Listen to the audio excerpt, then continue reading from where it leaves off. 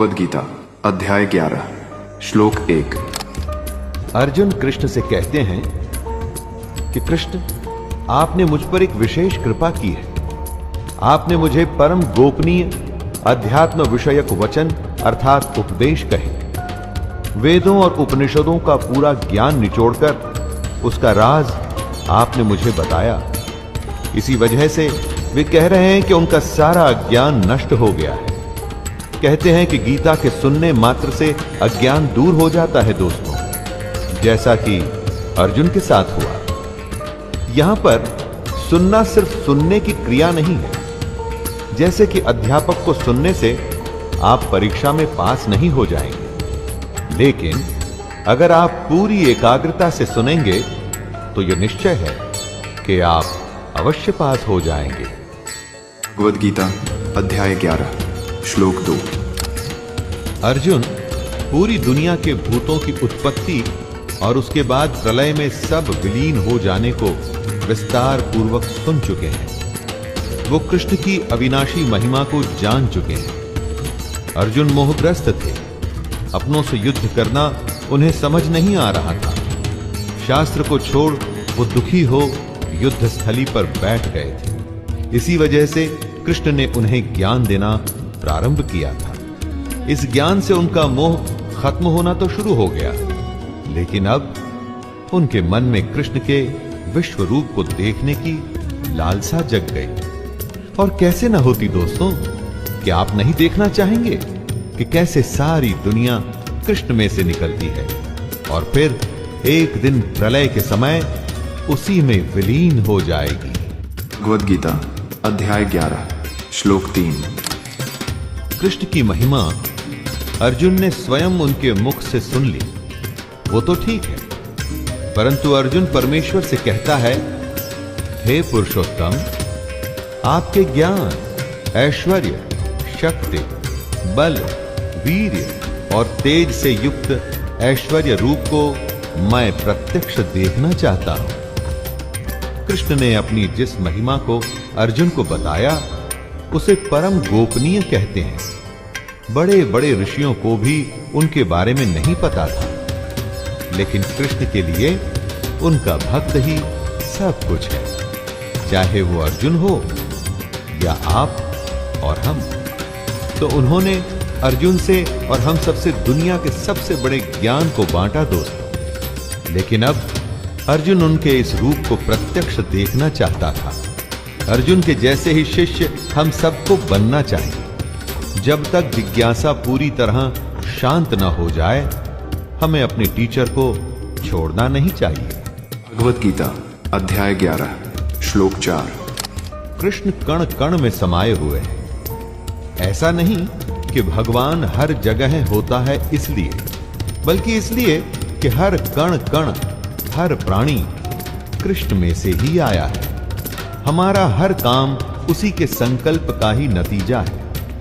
ऐसा प्रभु जिसमें और जिससे उत्पत्ति, स्थिति और प्रलय होते हैं, तथा ऐसा प्रभु जो अंतर्यामी रूप से शासन करता है, ऐसे प्रभु को कौन नहीं देखना चाहेगा। यही बात अर्जुन कहता है उनसे कि यदि उसके द्वारा कृष्ण का वह रूप देखा जाना संभव है, तो योगेश्वर को उस अविनाशी स्वरूप का दर्शन कराना चाहिए। भगवद गीता अध्याय 11 श्लोक 5। क्या आप कल्पना कर सकते हैं कि कृष्ण का विश्व रूप कैसा होगा? कैसा दिखता होगा वो कृष्ण जिसे हम बचपन के माखन चोर या राधा के सखा या अर्जुन के सारथी के रूप में देख चुके हैं? कृष्ण के जिस रूप से हम परिचित हैं, वो उनका रूप नहीं। वो तो जब कृष्ण पृथ्वी पर आए तो उनको एक रूप चाहिए था, इसलिए वो वैसे दिखे। असल में अब वो अपना रूप अर्जुन को दिखाएंगे। श्री भगवान कहते हैं कि हे पार्थ, अब तू मेरे सैकड़ों हजारों नाना प्रकार के और नाना वर्ण तथा नाना आकृति वाले अलौकिक रूपों को देख। भगवद गीता अध्याय 11 श्लोक 6। कृष्ण अब अर्जुन को अपना असली रूप प्रत्यक्ष दिखाने जा रहे हैं। ऐसा कभी नहीं हुआ था। कृष्ण के वास्तविक रूप के बारे में कल्पना करना भी संभव नहीं। कल्पना के लिए भी कुछ आधार चाहिए होता है, लेकिन जैसा कि खुद कृष्ण ने कहा कि वो अव्यक्त हैं, तो जो अव्यक्त है उसे आप कैसे सोच सकते हैं? लेकिन अब उसकी भी जरूरत नहीं। कृष्ण कहते हैं, हे भरतवंशी अर्जुन, तू मुझमें आदित्यों को अर्थात अदिति के 12 पुत्रों को, 8 वसुओं को, 11 रुद्रों को, दोनों अश्विनी कुमारों को और 49 मरुदगणों को देख, तथा और भी बहुत से पहले न देखे हुए आश्चर्यमय रूपों को देख। भगवद गीता अध्याय 11 श्लोक 7।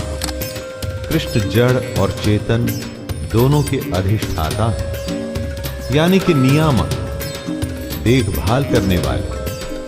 जो कुछ भी इस दुनिया में कॉन्शियस और अनकॉन्शियस है, उन दोनों के मालिक हैं। जमीन, नदी, पहाड़ सब उन्हीं की माया है, और हम में जो आत्मा है वो उसी का तो एक अंश है। तो सबसे बड़ी बात ये उठती है दोस्तों कि अगर कृष्ण के वास्तविक रूप को देखेंगे तो फिर तो हमको सब कुछ दिख जाना चाहिए। ऐसा ही कुछ वो अर्जुन को बता रहे हैं। हे अर्जुन, अब इस शरीर में एक जगह स्थित चराचर सहित संपूर्ण जगत को देख, तथा और भी जो कुछ देखना चाहता है सो उसे तू देख। भगवद गीता अध्याय 11 श्लोक 8। लेकिन क्या ऐसा संभव भी है जिसमें सब कुछ है, जिससे हम सब आए हैं, जिसमें एक दिन तो हम सबको मिल जाना है? उसे क्या हम अपनी साधारण आंखों से देख सकते हैं?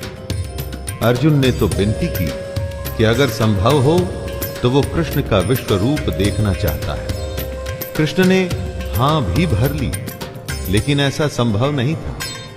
कृष्ण कहते हैं, मुझको तू इन अपने प्राकृत नेत्रों द्वारा देखने में निसंदेह समर्थ नहीं है, इसीलिए मैं तुझे दिव्य अर्थात अलौकिक चक्षु देता हूं, जिससे तू मेरी ईश्वरीय योग शक्ति को देख सकेगा। दोस्तों, प्राकृत का मतलब हुआ प्रकृति द्वारा दिए हुए, जैसे कि हमारे और आपके पास है।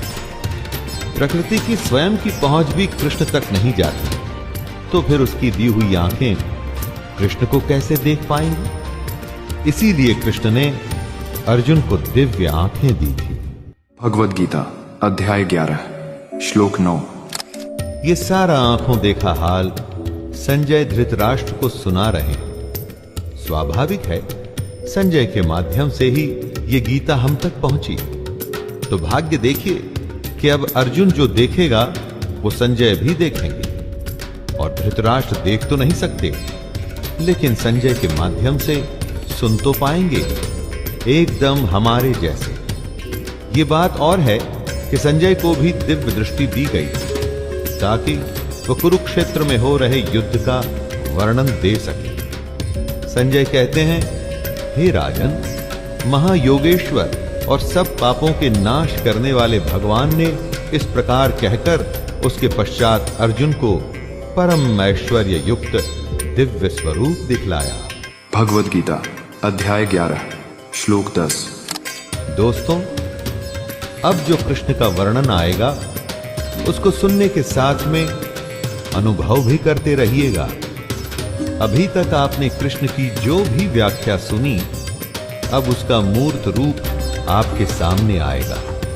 जो सुना अब वो देखिए भी। संजय कहते हैं, अनेक मुख और नेत्रों से युक्त, अनेक अद्भुत दर्शनों वाले, बहुत से दिव्य भूषणों से युक्त और बहुत से दिव्य शस्त्रों को धारण किए हुए और दिव्य गंध का सारे शरीर में लेप किए हुए, सब प्रकार के आश्चर्यों से युक्त, सीमा रहित और सब ओर मुख किए हुए विराट स्वरूप परम देव परमेश्वर को अर्जुन ने देखा।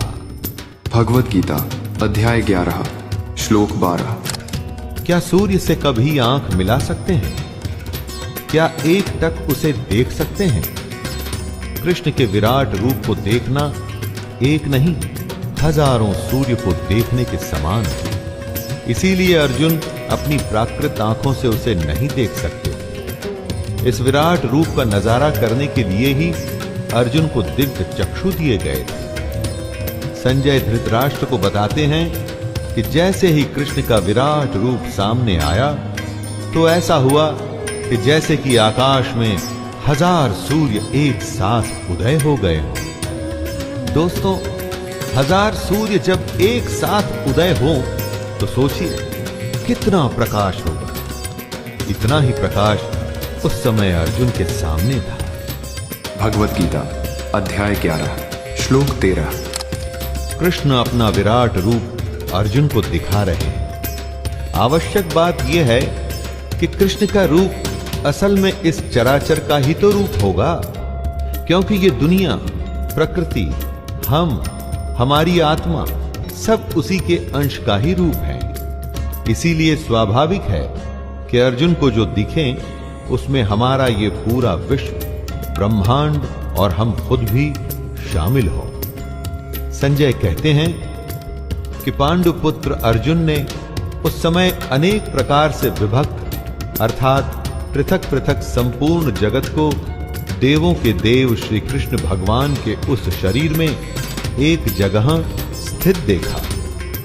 अर्जुन को अब ये जगत अलग अलग और बनता हुआ भी दिख रहा है। भगवत गीता अध्याय 11 श्लोक 14। अर्जुन ने पहले जो सुना उसकी कल्पना भी नहीं की थी। अब जो वो देख रहा है उसके बारे में वो सोच भी नहीं पा रहा। अर्जुन एक अंत न होने वाले आश्चर्य से चकित है और उसका पूरा शरीर रोमांच से भर गया है। उसके सामने प्रकाशमय विश्व रूप परमात्मा स्वयं खड़े हैं। अर्जुन श्रद्धा भक्ति सहित सिर से प्रणाम करके अपने हाथ जोड़ लेता है। अर्जुन दुविधा में था। उसने अपना कर्म करने से मना कर दिया था। कृष्ण ने कहा कि वो उसे ज्ञान देंगे। अर्जुन ज्ञान लेने लगा, सवाल करने लगा। उसे नहीं पता था कि उसे क्या मिलेगा। और देखिए दोस्तों, अब वो भगवान श्री कृष्ण के विराट स्वरूप के सामने नतमस्तक खड़ा है। भगवत गीता अध्याय 11 श्लोक 15। हाथ जोड़ के आश्चर्य से भरा हुआ अर्जुन कृष्ण में सारे देवता, अनेक भूतों के समुदायों को, कमल के आसन पर विराजित हुए ब्रह्मा को, महादेव को और संपूर्ण ऋषियों को तथा दिव्य सर्पों को देख रहा है। दोस्तों, ऐसा ही तो कृष्ण ने अपना रूप बताया था ना। तो जो बताया था सो वो सामने है। अनेकों अनेक भुजा, अनेक पेट, न जाने कितने मुख और अनेक नेत्र, यानी कि सब ओर से अनंत कृष्ण का विराट रूप जैसे हर दिशा में है। ये बताना मुश्किल हो जाएगा कि इस रूप की शुरुआत कहां से हो रही है, कहां इसका मध्य और कहां इस रूप का अंत हो रहा है। इसीलिए अर्जुन कहते हैं, हे विश्वरूप, मैं आपके न अंत को देखता हूं न मध्य को। और भगवत गीता अध्याय 11 श्लोक 17। अर्जुन किसी तरह से शब्दों में अपने आश्चर्य को व्यक्त करते हुए कहता है, आपको मैं मुकुट युक्त, गदा युक्त और चक्र युक्त देखता हूं। सब ओर से प्रकाशमान तेज के पुंज, प्रज्वलित अग्नि और सूर्य के सदृश ज्योति युक्त कठिनता से देखे जाने योग्य देखता हूं। दोस्तों, क्योंकि कृष्ण का न तो ओर था न छोर, वे हर तरफ थे। इसीलिए हर तरफ से हाथ गदा उठाए हुए, अनगिनत मुख, अनगिनत मुकुट पहने हुए और हर ओर से ही वो सुदर्शन चक्र उठाए हुए दिख रहे थे। हजारों सूर्य की रोशनी कृष्ण को तेज के पुंज के रूप में प्रस्तुत कर रही थी। भगवत गीता अध्याय 11 श्लोक 18। जो सुना था अब उसी को देख अर्जुन का अंतःकरण कृष्ण को जान रहा था। कृष्ण ने कहा था कि वो परम अक्षर है, यानी कि जिसका क्षय नहीं होता, जो नाश रहित है। कृष्ण ने यह भी बताया था कि जब कुछ नहीं था तब वो थे। कृष्ण उस समय को भी जानते हैं जब अर्जुन नहीं था, और आने वाले उस समय को भी जो अभी आया नहीं है। इसीलिए अर्जुन कृष्ण को इस जगत के परम आश्रय, अनादि धर्म के रक्षक, अविनाशी सनातन पुरुष हैं ऐसा बता रहा है। कृष्ण के इस विराट रूप को देखकर अब अर्जुन समझ रहा है कि क्यों कृष्ण सनातन पुरुष है। चारों तरफ उनका मुख, उनके हाथ है, हर तरफ सिर्फ कृष्ण है, कृष्ण है, कृष्ण है और कुछ भी नहीं। भगवत गीता अध्याय 11 श्लोक 19। अर्जुन कृष्ण के रूप का वर्णन करने की कोशिश कर रहा है। वो कहता है कि जिसका न आदि दिखता है, न अंत दिखता है और मध्य भी नहीं दिखता, ऐसे रूप वाले को मैं जगत को पालते हुए देख रहा हूं। मैं देख सकता हूं कि कृष्ण का यह रूप अनंत सामर्थ्य से युक्त, यानी कि ये कुछ भी करने में समर्थ है। इस रूप की अनेकों अनेक भुजाएं हैं। चंद्र और सूर्य के जैसे नेत्र और मुख कैसे प्रज्वलित हो रखे हैं। इतना प्रकाश है कि बताना मुश्किल है। कृष्ण का ये तेज पूरे जगत का पालन पोषण करता हुआ दिख रहा है। भगवत गीता अध्याय 11 श्लोक 20। जब हम इस दुनिया को देखते हैं तो नीचे धरती, बीच में वायु और ऊपर आकाश दिखता है। इन तीनों के बीच की दुनिया दिखती है। इसमें विचरते हुए प्राणी दिखते हैं। अब एक ऐसे दृश्य की कल्पना करने का प्रयास करिए दोस्तों कि स्वर्ग और पृथ्वी के बीच का संपूर्ण आकाश तथा सब दिशाएं कृष्ण से ही परिपूर्ण है। कहने का अर्थ है कि आपकी दृष्टि जिधर भी जाए आपको सिर्फ और सिर्फ कृष्ण ही दिखाई दे। ऐसा रूप अलौकिक है जो इस लोक का नहीं और साथ में बेहद भयंकर भी है। इतना भयंकर है कि तीनों लोक अति व्यथा को प्राप्त हो रहे हैं।